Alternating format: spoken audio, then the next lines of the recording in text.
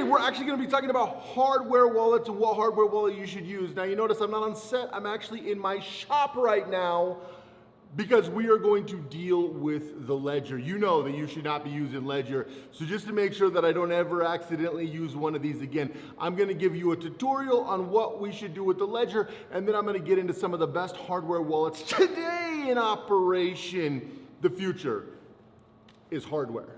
Now, I do have to be honest, I'm doing some construction here at my shop, and I was originally gonna give it the old American treatment, but I do know that I have a lot of friends in other countries like Australia and UK and all through Europe, really, Asia, and this might not be an option for you. So instead of taking it out to the desert, and I think it's like 112 today here in Vegas, I'm actually we're gonna use the bandsaw. Okay, step one, you have a Ledger. Ledger sucks. Step two, go to your bandsaw. Now you can see I've got a little Milwaukee Portaband over there, but I've got a legit bandsaw right here, right? So that's my Jet floor standing bandsaw.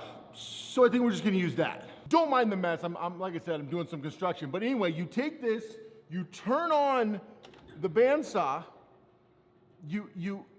hey, come turn on the thing. Okay, while I'm having somebody turn on the bandsaw, turn on the power, hurry up. See, I told you we're doing some stuff here, and get over there and turn. Hold on, I got somebody, we're gonna do it raw.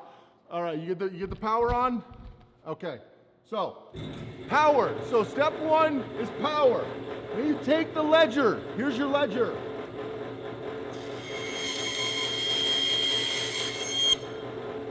You cut it in half, okay? You cut it in half.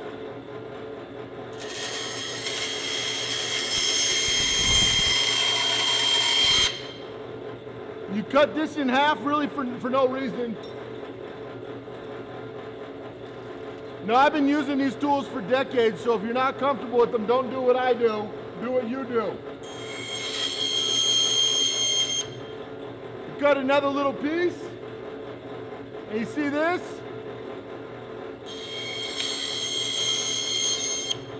All right, now you got your Ledger in pieces. Got pieces,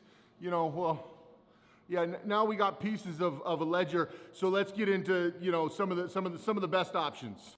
All right, now that the Ledger is officially dead and gone, we can come back here and talk about the best hardware wallets for your crypto, wallets that you should be using to take your crypto out of circulation, be your own bank, have a hardware, a physical wallet for your crypto. Now, I've talked about this at length. If you don't have a ghost business, if you don't have a way to run your institutional account outside of your name, here soon you'll only be able to partake in $1,000 per year in crypto, which is very, very unfortunate. It is going to crush people.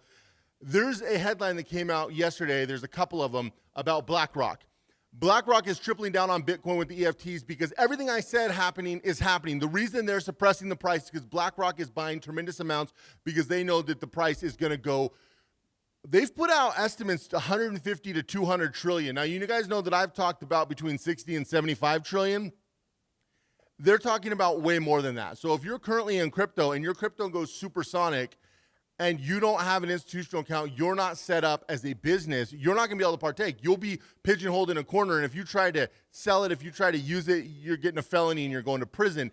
And the federal government here in the US, also in Europe, all over the world really is gearing up for this because they're gonna put people in prison for actually doing this, which is very unfortunate, but it shows their hand, it shows their cards, which they keep doing. That's why having a hardware wallet that is owned by your ghost business is so incredibly important. If you're not currently structured properly, you can check out the first link down below. We do have a few spots available at the current sale. The price is going to double soon because this is getting serious now. It's all happening. It's all coming true. Everything I've been talking about for 2 years, all the pieces are coming into place. And if you want to partake in crypto in the biggest transfer of wealth that's ever happened in human history, well, now's your time, in my opinion. But you need to have a hardware wallet. So what hardware wallet should you have? Well, I've got something on this list for everyone. It's certainly not Ledger, as you saw, but there are a lot of different options. Now, I'm going to go into 4 really good, solid options that I recommend now.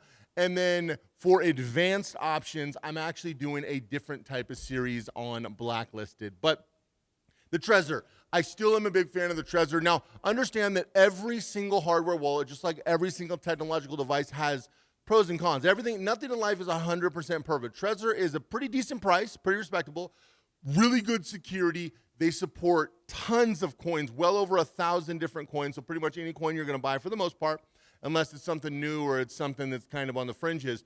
But Trezor is a really good, and it's one that I would recommend to pretty much anybody getting started or anybody advanced. It just kind of works well. Also, if you're trading crypto on a regular basis, Trezor is a really good option, something that I've used for a long time. Engrave is another really good option. You can see it here. It is a little bit newer. It doesn't support as many coins, but it has no pre-installed keys, where a lot of these ones do come with pre-installed keys. And as you know, not your keys, not your crypto. That's the whole reason for a hardware wallet. Engrave doesn't have that. And they also have the possibility for recovery without a third party, which is actually a really cool system. I've seen some people give them some flack, but I think those people don't understand how the system works. There actually is a recovery system without giving third party. That's the whole problem with Ledger and why Ledger is pulling a Bud Light right now or a Target, because they literally went against their entire customer base with this, split up your keys, give them to third parties, KYC, all these insane things that make no sense in the crypto space. And Ledger has basically went against the entire crypto space. And in my opinion, you should never buy, never use, or never have anything to do with Ledger again, because of what they've done to the community and the distrust that they've sown into the crypto community. Ledger has no value, and they will never have value again. And I recommend you burn your ledgers or cut them in half or shoot them or do whatever you need to do to get rid of them. Obviously, take your crypto off first, but you get the point. But that's just my recommendation. You do whatever you want to do. If you want to use Ledger, go nuts. So Engrave is a really, really, really good option in my opinion. I recommend all of you guys check them out. Now, I wanted to have more of a budget option because I understand that a lot of people getting into crypto, you want something safe and secure, but you need something that is a little bit more budget. KeepKey is actually really good. And a lot of people give KeepKey a little bit of flack because they were actually hacked physically. Understand that facts matter. The problem with the modern news is they'll put up a bunch of misleading headlines and they won't actually explain the situation. And then people kind of fall apart because they don't realize what actually happened. So KeepKey was hacked from a physical standpoint. You could extract the PIN code. You were able to extract it. Now, first of all, nobody should get physical access to your hardware wallet. But if they do, it was possible to extract the PIN code, which is a problem. Now, that's long been fixed, and actually they've upgraded their security, and their new security protocols are actually pretty cool. What I like about KeepKey, very simple, very easy. It reminds you of like a big flash drive that you just put your stuff on and tuck it away. I wouldn't recommend KeepKey for people who are regularly getting in and out and trading. That's why Engrave and Trezor and things like that are so much better for that, because they feel like an actual device that you're kind of interacting with your crypto, using it, moving it to different areas. Maybe you're using it on ghost cards. Maybe you're moving it on exchange cards. Maybe you're using like prepaid cards. Maybe you're running your crypto to buy things. Maybe you're moving it in and out of gold and silver, which I talk a lot about. You have a lot of options and flexibility. KeepKey is more just to put it on there and just tuck it away and you're safe, tuck it away in a hiding place type of thing. But it is more of a good budget option. Now, I do want to admit, I don't use it. I've tried it. I've played around with it. I actually kind of like it. I don't use it because I'm not on an extreme budget, and so I use more, I'm just going to be honest, more expensive options because they have a lot more features. But if I was a 21-year-old who only had a couple grand in my name and I was broke, I didn't have a lot, then I would use something like KeepKey. And honestly, I would feel comfortable doing that. I'd feel comfortable with my kids using KeepKey if they put a Bitcoin on there or something, because frankly, if you tuck it away, it'll actually be good, in my opinion. So it's something to look at. And if you're on a budget, nothing wrong with that. We've all been on a budget at certain points in our life. You look at something like KeepKey. But if you have a little bit more money, upgrading to the Trezor would be good, or the next one I'm going to talk about. And the Engrave is a bit more money, but it's worth it. And I use all four of these ones on this list, or I should say have used at some point all four of the ones on the list, and still do possess all four of these personally. The other one I want to talk about is LEPAL, the Titan. Now, here's the thing. A lot of people overlook air gap. I've heard so many things about LEPAL, really good, really negative, but I think a lot of the negative are from people who've never actually used it and don't understand how air gap works. The thing with, again, let's bring up the Ledger, because most of you are familiar with the Ledger. you plug in your Ledger, and you also have Ledger Live. Now you think, well, Ledger Live is non-threatening because of the way that it's structured, the way that the user interface, you have to actually plug in your keys, or you have to plug in your Ledger itself and then put in your PIN code, right? Okay, well, the problem with this is understanding that whenever you're online, you're super vulnerable. Now, hopefully you take to heart some of the tutorials and things I've talked about where you compartmentalize everything, you run all your crypto in a virtual box. Hopefully you have a good VPN. Hopefully you've structured something on Linux, and if it's not on Linux, you've structured yourself where everything's encrypted. I hope. I've been talking about this for years, so I hope. It's not that hard and it's not that expensive, so there's really no excuse for 100% of you not to do it. If you don't, you're really asking for trouble. But the problem with Ledger Live, and the problem with any live virtual ecosystem when it comes to crypto, is that is a massive vulnerability. And like I talked about with some of these other potential hacks, because nothing is perfect. No matter what it is, inventors and founders of crypto companies have had their crypto stolen. You think, well, they would know everything about it. The problem is, if you don't do these things properly, there is a potential for vulnerabilities. Now, I'm going to tell you where and when I recommend using certain things in a second. I think that's really, really important. But with LPAL being air-gapped, having that separation, the government uses air-gap. I'm going to tell you right now, the reason the government uses actually old-school air-gap technology, and the government also uses basically digital portals, kind of like what Edward Snowden has talked about for years, is because they do know that the internet it's impossible to make anything unhackable. The only way to do that is on an air-gap machine. It's why most companies use what's called an intranet, not internet, intranet, where it's an internal communication system, or it's an internal system similar to like any kind of like Salesforce, right? It's a suite of software that companies use to be able to communicate and kind of build out their ecosystem, whether it's sales, whether it's marketing, whether it's being able to communicate with your staff, whether it's being able to work on projects. So having these internal things, air gap is really, really important. And I air gap a lot of things. I can't go too technical or too in depth on some of the things that I use, because I kind of. But I air gap a lot of things, okay? And being able to structure it that way so something is not there's no connectability, there's no Wi-Fi, there's no Bluetooth, there's no ability to be able to get it online. Then somebody has to have physical access. That is the best thing you could possibly do. Now, you guys know that I've talked a lot about YubiKeys, right? These things in the past, I've done a lot of videos on them, YubiKeys and other hardware keys. Having the physical hardware, because then you take out the hack situation. You could be sitting in Austin, Texas, or you could be sitting in London, England, or you could be sitting, in Frankfurt, Germany, or you could be sitting in Moscow, or you could be sitting in Sydney, Australia. It doesn't matter. You can if anything's online, it's all connected. But once you air gap it, if somebody from Sydney is trying to hack me, they've got to come to Vegas and come in my house, and then that's not going to go well for them or anybody.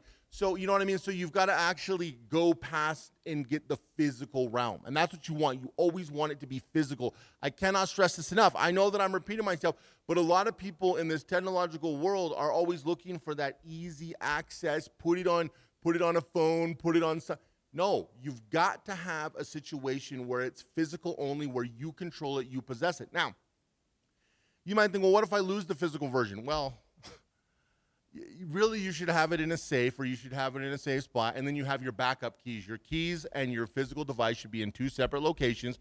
Your keys should not be on a piece of paper. They should not be on an index card. They should not be laminated on the back of your library card.